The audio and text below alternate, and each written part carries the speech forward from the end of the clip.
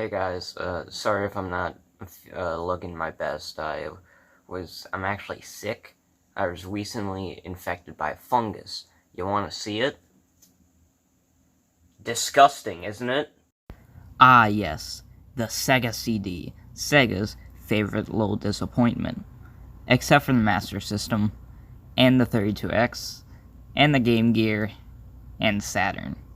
Sega has a lot of disappointments, although they were riding high at one point in the early 90s, but the problem was the fact that their competition, the Super Nintendo, was more powerful than the Genesis in essentially every category. So, to make their console more powerful, they invented the Sega CD, and Sega became the greatest developer of all time.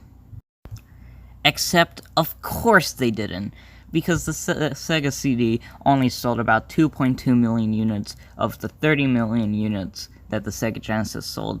Part of this was because of the lack of games. They're like, for real, what really is there? A couple of movie-type games, Echo the Dolphin, and that's about it. So they set out with one goal, and that was to make a Sonic game for them. And they sure did.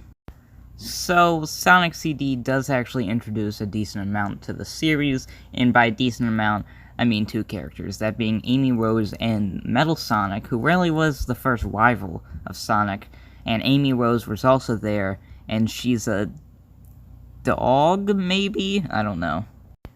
The first thing I want to talk about in this game is the presentation. The graphics are definitely upgraded with it moving up to Sega CD instead of just the Genesis, and the music is really good. It has a lot of variety to it, from atmospheric and subtle to more upbeat and funky. It's actually one of my favorite Sonic soundtracks that I've experienced so far.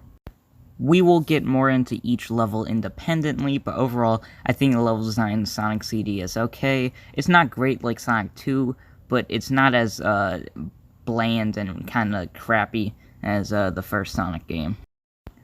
Now, the new big game mechanic is the concept of time travel. If you pass by a sign that says either future or past at a high enough speed, you'll go back or forward in time to a new version of the level. I like the setup of trying to gain speed in creative ways, but the problem is that most of the zones don't feel like places. Like, why would I be interested in the future of a level whose main design feature is the color purple?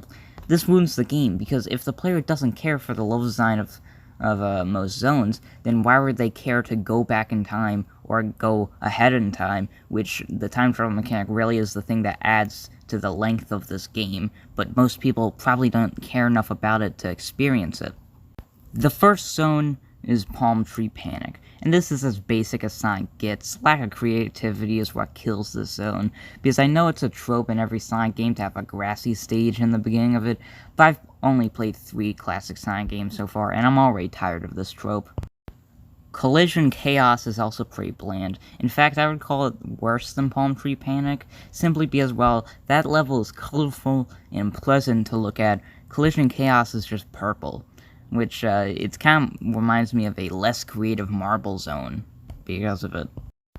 Tidal Tempest Zone is the first and, thank God, only water level in the game.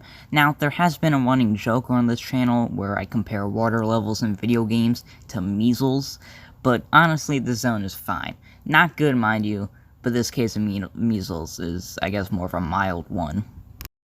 Quartz Quadrant Zone has a diamond theme, which it really isn't that interesting, and I don't have that much to talk about when it comes to this zone, so I'm going to talk about the pacing instead. I think Sonic 2 nailed the pacing of a classic 2D Sonic game. 2 levels per zone means each zone lasts long enough to properly explore the game mechanics while not overstaying its welcome.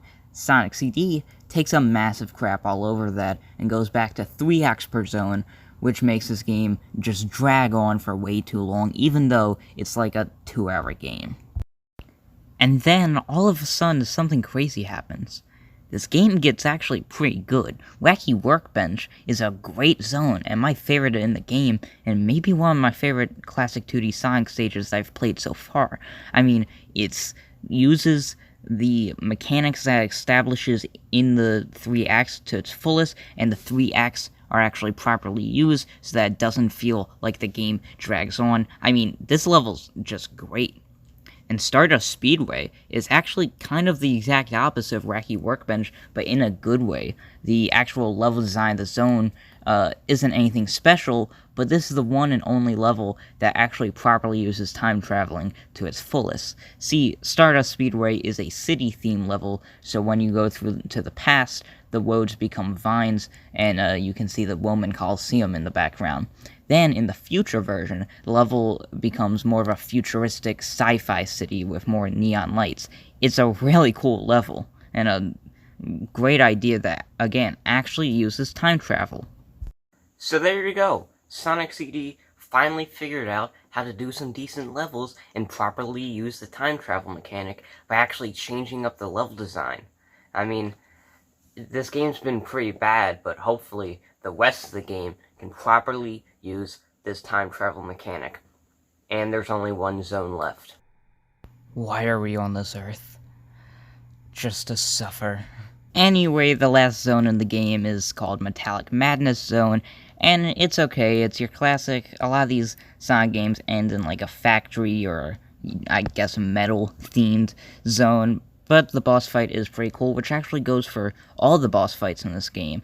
There's the classic hit them 3 times fights, then there are these chase sequences with Metal Sonic, which are my favorites, and even the sort of endurance fights where you have to outlast attack patterns to win. Every boss fight is really creative and unique, and I love pretty much all of them, which is weird because Sonic 2 and Sonic 1 had just okay boss fights. So that was Sonic CD, and honestly, this has probably been my least favorite Sonic game of the ones I've reviewed on this channel, which is only 2, but still not a very good game.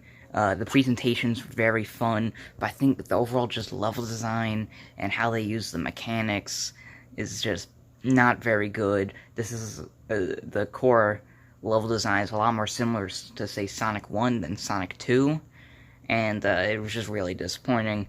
I'm gonna give it a 5 out of 9. I feel like the next game to review is Sonic 3, but I feel like there's another one. What the heck is this? See for yourself. Okay. Here we go. Jesus!